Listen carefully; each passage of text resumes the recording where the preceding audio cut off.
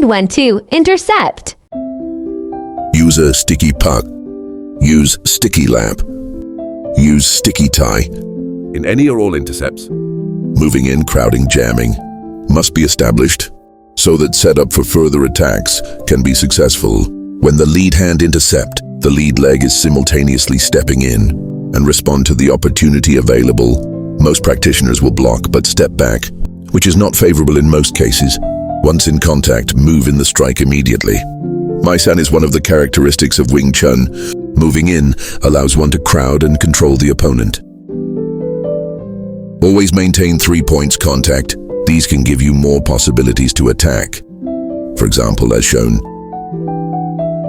exchanging blows or running away is not Wing Chun that I want to avoid.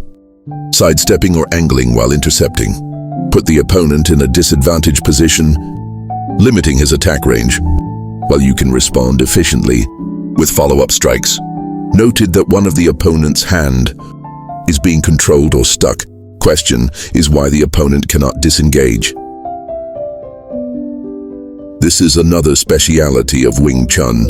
One of the concepts is to control the opponent. We will not attack if it can be an exchange of blows.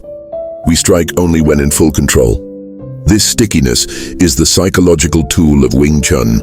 Most practitioners don't train to this level, or most don't have competent mentors or the training environment to achieve this. Without the opportunity, it is difficult to understand.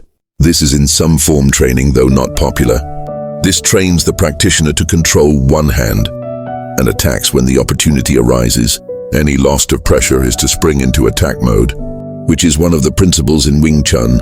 In Shaolin Wing Chun Kung Fu, we have Mo Q to train this sensitivity and proprioceptive awareness. The combination of stickiness psychologically trap the opponent's mind, where you can lead or set up for attacks, reorganizing your combat strategies accordingly.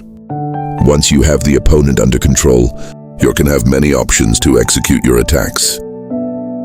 But all these need practice and practice, as there are minute adaptation that your body and limbs must be able to pick up and adjust, so what you see is not always what it is supposed to be. You may have to change your combat strategy if the condition changes. Example, Chin Na will be more appropriate at that moment, and a stamping kick will be devastating. As an infighting art, footwork is important. This is what missing in most training. But this is what Wing Chun practitioners should excel in. It is in Yija Kim Yumma, the signature Wing Chun stance. Apply what's appropriate at every moment. Do not limit yourself to an art.